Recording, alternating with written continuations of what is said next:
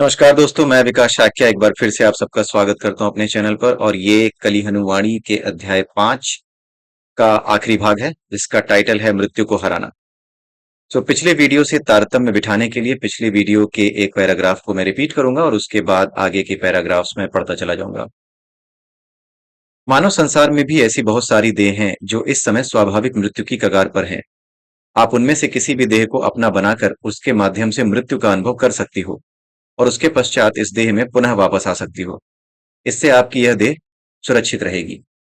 मेरी आत्मा का पथ प्रदर्शन कीजिए देव। उर्मी ने आंखें बंद करके और हाथ जोड़कर विनती की। हनुमान जी बोले, मान लो कि वहां से आपकी सहेली जानकी रूपा चिल्लाती है, चलो घर चलें। आपका तन मन पहचानेगा कि वह आपकी सहेली का स्वर है और उसी के अनुरूप प्रतिक्रिया देगा। उर्मी नामक देह और मन को जैसी प्रतिक्रिया देनी हो उसे देने दो। आपको उस प्रतिक्रिया के साथ जुड़ने की आवश्यकता नहीं है। आप एक आत्मा हो। आपको उर्मी नामक देह से स्वयं को जोड़ने की आवश्यकता नहीं है। आप उस प्रतिक्रिया से स्वयं को अलग करके किसी अन्य देह और मन से जुड़ सकती हो। उर्मी ने हनुमान जी द्वारा प्रदत्त ज्ञान को अपने मन में चित्रित करने का प्रयास किया। हनुमान जी आगे बोले, इस हवा में एक गंध है। उर्मी नामक देह और मन उस गंध को संभावित वर्षा के साथ जोड़कर देखेगी और कदाचित इस बात पर गर्व भी अनुभव करेगी कि वह गंध के आधार पर वर्षा का अनुमान लगा सकती है। आपको उस गर्व की भावना के साथ जुड़ने की आवश्यकता नहीं है। उर्मी जो कर रही है उसे करने दो। आप उर्मी कहीं हो। आप उर्मी नहीं हो, आप एक आत्मा हो। आप अपनी स्वेच्छा से उर्मी के साथ भी जुड़ सकती हो या किसी अन्य देह के साथ भी। मान लो कि आपका मन कुछ ऐसे विचार पैदा करता है, वर्षा का मौसम न होते हुए भी वर्षा हो रही है। इसका कारण है मानव द्वारा प्रकृति का शोषण। लालची लोग जो जंगल के बाहर रहते हैं, आपकी देह और मन उन बाहरी जनों की कल्पना करने लगता है कि वे देखने में कैसे होते होंगे और उनके मन में क्या क्या विचार आते होंगे, जिनके कारण वे मूर्खतापूर्ण काम करते हैं। यदि उर्मी नाम का कोई किरदार बाहरी जनों को श्राप देता है तो उसे देने दो। यह उसका स्वभाव है। आपको स्वयं को उर्मी के साथ जोड़ने की आवश्यकता नहीं है। आप एक स्वतंत्र आत्मा हो। जब आप उर्मी नामक पहचान को त्याग देती हो तो अन्य कई पहचानें आपके लिए उपलब्ध हो जाती हैं। उर्मी ने एक क्षण ध्यान किया कि वह किस किस चीज के साथ जुड़ी हुई थी। उसने जाना कि उसके अनुभव क्षेत्र में दो वस्तुएं थीं। हनुमान जी के शब्द जो उसके मस्तिष्क में पवित्र अमृत बूंदों की तरह टपक रहे थे। दूसरा, उसके चिरंजीवी गुरु का भव्य रूप जो उसके छोटे से मस्तिष्क में पूरी तरह छाया हुआ था। हे देव, उर्मी नामक किरदार हनुमान जी नामक एक देवता से जुड़ी है। उसे अपने देव के साथ कैसे जुड़ना है, जैसे भी जुड़ना है जुड़ी रहे। मैं एक स्वतंत्र आत्मा हूं, मुझे उसके साथ अपनी पहचान जोड़ने की आवश्यकता नहीं है। मैं ऐसी पहचान के साथ भी स्वयं को जोड़ सकती हूँ जिसने हनुमान नामक शब्द भी कभी नहीं सुना हो। क्या मैं सही कह रही हूँ? उर्मी ने पूछा। हनुमान जी ने कोई उत्तर नहीं दिया। यह मैं नहीं हूँ। क्या मैं सही कह रही हूँ देव? यह प्रश्न भी उर्मी नामक किरदार ने पूछा है, मैंने नहीं। मैं स्वतंत्र आत्मा हूँ। मैं उर्मी के व्यवहार और गतिविधियों से स्वयं को नहीं जोड़ती। हनुमान जी द्वारा उत्तर न देने के कारण उपलब्ध शांति और निश्चलता के क्षण में उसने यह विचार किया। हनुमान जी बोले, ध्यान करो उर्मी। आप इतने सूक्ष्म और विविधतापूर्ण तरीकों से इस संसार को उर्मी के रूप में अनुभव कर रही हो कि आपको स्वयं पता नहीं लग रहा है। जैसे मकड़ी के जाले में एक मक्खी फंसी होती है, वैसे ही आप माया के जाल में फंसी हुई हो। एक तार से छुटकारा पाती हो तो दूसरे तार में अटक जाती हो। सबसे पहले तो आप इस विविधता को एक रूपता में बदलो। इसके लिए मेरा मंत्र है राम। इसे आप तब तक जपो जब तक कि आपको हर ओर भगवान राम दिखाई देने लगे। जो भी आपकी इंद्रियों तक पहुंच रहा है, उसके स्रोत में आप राम को देखो। हर कण में आप राम को देखो। हर विचार में राम हो। जो भी चीज आप अनुभव कर रही हो उसमें राम हो। उर्मी नामक तन मन जो इन सभी चीजों का अनुभव कर रही है उसमें भी राम हो। जब आपके चारों ओर एक रूपता आ जाएगी तो बाहरी संसार मकड़ी के जाल से परिवर्तित होकर मात्र एक तार रह जाएगा। एक तार से छुटकारा पाना बहुत ही सरल है। मैं अब राम नाम का मंत्र जपूंगा। उर्मी नामक देह उस मंत्र से अभिभूत हो जाएगी। वह राम को हर ओर देखने लगेगी। तब आप अर्थात आत्मा यह स्पष्ट देख सकोगी कि आपको किस चीज से अलग होना है। इस समय एक और मकड़ी के जाले जैसा बाहरी संसार है और दूसरी ओर आपकी आत्मा।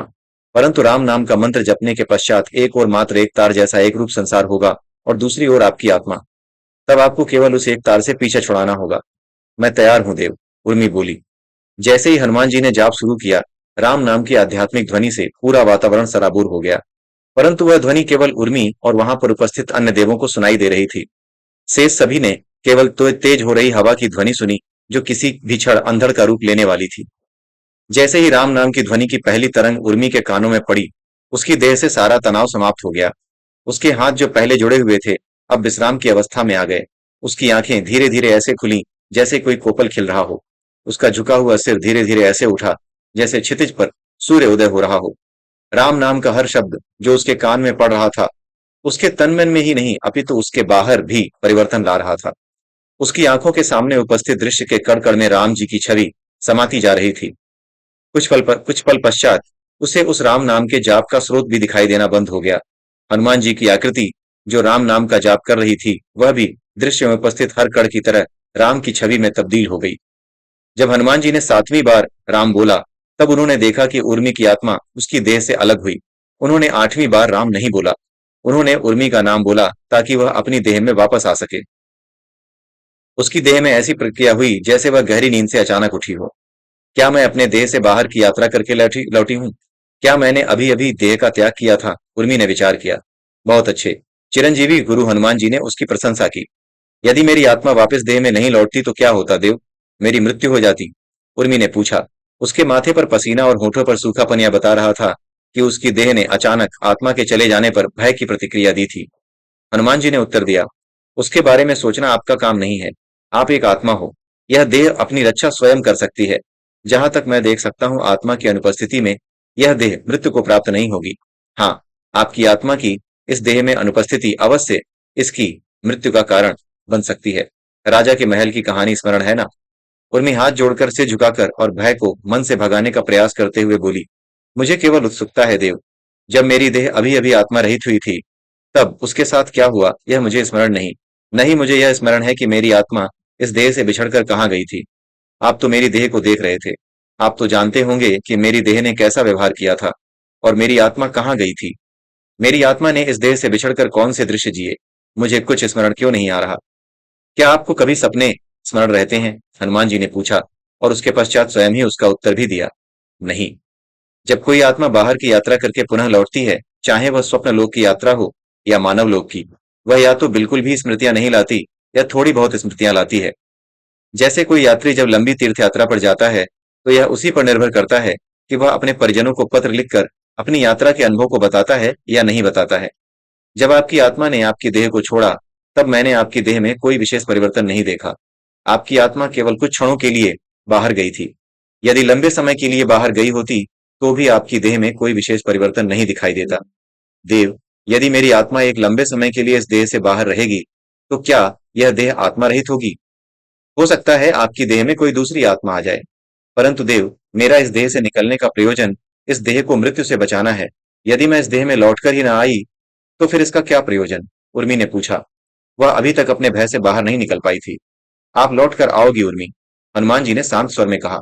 आपकी आत्मा पूरी तरह स्वतंत्र नहीं है। आपकी आत्मा पर कर्म और इच्छाओं की प्रकाश कोटलियां लदी हुई हैं। अभी आपको उनमें से कुछ कोटलियां त्यागनी हैं, ताकि आपके लिए उर्मी के अलावा अन्य देह उपलब्ध हो जाए। यदि आप सभी कर्म और इच्छाओं का त्याग कर दोगी, तो आप शून्य हो जाओगी। आप मोक्ष को प्राप्त हो जाओगी। और यदि आप अपनी इच्छा के अनुसार प्रकाश कोटलियों को घटत और बढ़त कर सकोगी, तो आप देवत्व को प्राप्त हो जाओगी। मैं आने वाले दिनों में आप सब मातंगों को वह ब्रह्म ज्ञान दूंगा, जिससे आपका अपनी आंतरिक शक्तियों से परिचय होगा। इस समय आपके लिए इतना पर्याप्त है कि आप उर्मी की पहचान से स्वयं को अलग कर लो और एक दूसरी पहचान धारण कर लो, जो मैं आपके लिए उपलब्ध करा रहा हूँ। इससे आप अपने ऊपर मंडरा रही मृत्यु को हरा सकोगी। आपकी आत्मा एक गाय की तरह है, जिसे अभी एक खूंटे से दूसरे खूंटे पर स्थानांतरित होना है। इससे पहले कि हनुमान जी अपना संवाद निष्कर्ष पर पहुंचाते, उर्मी की सहेली जानकी रूपा ने दूर से ही पुकार लगाई, उर्मी, चलो घर चलते हैं। उर्मी के अलावा वहां पर किसी को भी हनुमान जी दिखाई नहीं दे रहे थे।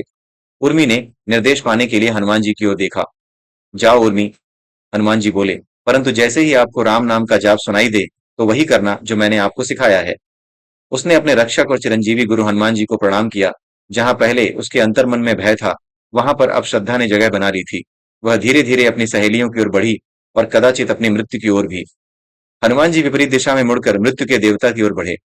हे यम, आप आश्चर्य आपका नियम है, तो मैं भी कहूंगा कि आपको मेरे शिष्यों के डेरे के पास देखकर मुझे आश्चर्य हुआ। हनुमान जी ने नश्वर जीवों में सबसे अधिक भय पैदा करने वाले मृत्यु के देवता का अभिवादन करते हुए कहा। हनुमान जी, मेरा कार्य सरल करने के लिए धन्यवाद। अश्विन देव कयास लगा रहे थे कि आप मेरे कार्य में बाधा बनेंगे, परंतु मुझे विश्वास था कि आप उर्मी के भाग्य के सामने दीवार बनकर खड़े नहीं होंगे। यम ने अश्विन देवों की ओर अपनी व्यंग्यात्मक मुस्कान की तीर चलाते हुए कहा। हनुमान जी ने एक बालक की तरह अनभिज्ञता जताते हुए कहा, क्यों? उर्मी के साथ क्या होने वाला है? क्या आप उस बेचारी कन्या को मृत्यु का अनुभव देने के लिए यहाँ पर उपस्थित हैं? हवा धीरे धीरे अब अंधड़ का रूप लेने लग गई थी। आप सब कुछ जानते हैं हनुमान जी, आप यह जताने का प्रयास मत कीजिए कि आप कुछ नहीं जानते। यम ने अपनी अशुभ दृष्टि उर्मी पर गड़ाते हुए कहा। क्या? क्या वह मृत्यु को प्राप्त होने वाली है? कैसे? हनुमान जी ने अपनी लीला जारी रखी और यम की दृष्टि का पीछा करते हुए उन्होंने भी उर्मी की ओर देखा। उनका अंतिम शब्द अंधड़ का रूप ले चुकी हवा की गर्जन में गुम हो गया। यम की दृष्टि एक पेड़ पर टिकी हुई थी। ठीक 11 पल पश्चात उर्मी उस पेड़ के नीचे से गुजरने वाली थी। हवा के झोंके से उस पेड़ की एक टहनी, बड़ी टहनी, टूटकर सीधे उर्मी के सिर पर गिरने वाली थी। भाग्य में उसकी मौत उसी टहनी के द्वारा लिखी हुई थी। यम के अंधेरे से भी काले कपड़ों के बीच चमक रही उसकी मुस्कान ने उर्मी के जीवन की उल्टी गिनती शुरू कर दी थी। हनुमान जी ने अपने डग यम से दूर उर्मी की ओर बढ़ाए और साथ ही अपने प्रभु श्री राम के नाम का जाप शुरू कर दिया। सबको केवल अंधड़ की गर्जना सुनाई दे रही थी, जबकि उर्मी के कानों में राम नाम का मंत्र पहुंच चुका था। जैसा हनुमान जी ने उसको सिखाया था वैसा ही उसने किया और उसके चारों ओर का संसार राम के रंग में रंग गया। उसे केवल राम दिखाई दे रहे थे, कांपते हुए पेड़ों और कंपन की घटना में, गरजती हुई हवा और गर्जन की घटना में, भयभीत पशु पक्षियों और भय की घटना में, उड़ती हुई धूल और उड़ान की घटना में, उसकी स्मृति में उपस्थित देवी देवता और दिव्यता की अवधारणा में, उसकी अपनी देह और देह के बाहरी संसार से अलग होने की अनुभूति में, उसके चलने की घटना में, उसके रुकने की घटना में, हर जगह राम ही राम दिखाई दे रहे थे। 10वां पल गुजरते ही पूरा संसार उसके लिए राम नाम का एक बड़ा चित्र बन गया और 11वें पल में उसकी आत्मा ने उस चित्र से भी मुक्ति पा ली। भाग्य को छला जा चुका था। पेड़ की टहनी जो गिरकर उर्मी की मृत्यु का कारण बनने वाली थी, गिरी ही नहीं। यम ने देखा कि उर्मी की देह एक पल के लिए उस पेड़ के नीचे ठहरी और तत्पश्चात बिना किसी हानि के आगे बढ़ गई। हनुमान जी ने संतोष की मुस्कान बिखेरी। उर्मी की आत्मा उसकी देह रूपी घर से अलग हो गई थी, ठीक वैसे ही जैसे उस कहानी में राजा को अपने महल से अलग होना था, लेकिन हो नहीं पाया था। यम ने क्रोध से काल को पुकारा। समय के देवता काल प्रकट हुए। काल ने हाथ जोड़कर यम को बताया, यम मेरे भाई, मेरा गणित गलत नहीं था। उर्मी की मृत्यु का अनुभव 11वें पल शुरू होने वाला था, परंतु उसकी आत्मा। यम ने काल के कथन को पूरा नहीं होने दिया। उसने बलपूर्वक वायु के देवता पवन का नाम पुकारा, जो एक क्षण पश्चात प्रकट हुए। उन्होंने अपना पक्ष रखा। मुझे टहनी गिराकर उर्मी की आत्मा के लिए मृत्यु का अनुभव शुरू करना था, परंतु मैं क्या करता? उसकी आत्मा तो वहां पर थी ही नहीं। यम चिल्लाया, थी ही नहीं का क्या अर्थ है? वह पेड़ के नीचे से होकर ही गुजरी है। शांत हो जाओ यम, वह यहाँ नहीं है, वह तो केवल उसकी देह है, पवन देव ने शांतिपूर्वक कहा। यम तब जाकर शांत हुए जब उन्हें पता चला कि उर्मी की आत्मा भाग्य के अनुसार मृत्यु का अनुभव प्राप्त कर रही थी, परंतु उर्मी की देह में नहीं, अपितु राम नारायण नामक एक वृद्ध की देह के साथ जुड़कर। यही तो उसके भाग्य में लिखा था कि उसे मृत्यु का अनुभव जीना था। राम नारायण उस जंगल से बहुत दूर एक वृद्धाश्रम में अंतिम सांस ले रहा था। वह एक वृद्ध था। उसकी देह पूरी तरह मृत नहीं हुई थी, परंतु उसकी आत्मा देह को त्याग कर अपनी वह इच्छा पूरी करने के लिए निकल चुकी थी, जो उस देह में रहकर कभी पूरी नहीं हो पाती। उसकी अपूर्ण इच्छा थी परिजनों का प्रेम पाना। उसके परिवार ने उसे वृद्धावस्था में त्याग दिया था और उसकी यह इच्छा उसके स्वयं के परिवार के साथ पूर्ण होना असंभव थी। हनुमान जी के द्वारा की गई व्यवस्था के अनुसार जैसे ही उर्मी की आत्मा अपनी देह से अलग हुई, उसी समय राम नारायण की आत्मा उर्मी के देह के साथ जुड़ गई। उसकी सहेलियों ने उसकी देह में कोई परिवर्तन नहीं देखा। उसकी सहेली जानकी रूपा तेज हवा के साथ संतुलन खो बैठी और उसके सिर के ऊपर रखा लकड़ी का गट्ठा नीचे गिर गया। उर्मी ने अपनी सहेली को उसका गट्ठा उठाने में मदद की। ऐसा करते समय उसकी देह में ऐसी कोई विशेष क्रिया नहीं की जिससे यह पता चलता कि उसमें कोई पराई आत्मा प्रविष्ट कर चुकी थी। एक आत्मा अपनी धारण की हुई पहचान से जानी जाती है, अर्थात उस देह और मन से जानी जाती है जिसके साथ वह जुड़ी होती है। राम नारायण की आत्मा ने उर्मी की पहचान धारण कर ली थी। अब उर्मी के मित्र और परिजन उसके अपने मित्र और परिजन हो गए थे। यदि आत्मा के किसी अन्य देह में प्रविष्ट होने पर देह में कोई असामान्यता आती भी है, तो वह केवल किसी आत्मज्ञानी को दिखाई दे सकती है, किसी सामान्य मनुष्य को नहीं। मातंगों में बाबा आत्मज्ञानी थे, इसलिए जैसे ही उर्मी की देह उसके घर पहुंची, तो बाबा ने उससे पूछा, आप कौन हो? मैं उर्मी हूँ बाबा, आप क्यों पूछ रहे हैं? उर्मी ने आश्चर्य से प्रश्न किया। कुछ समय पश्चात हनुमान जी ने बाबा को पूरी घटना का विवरण दिया।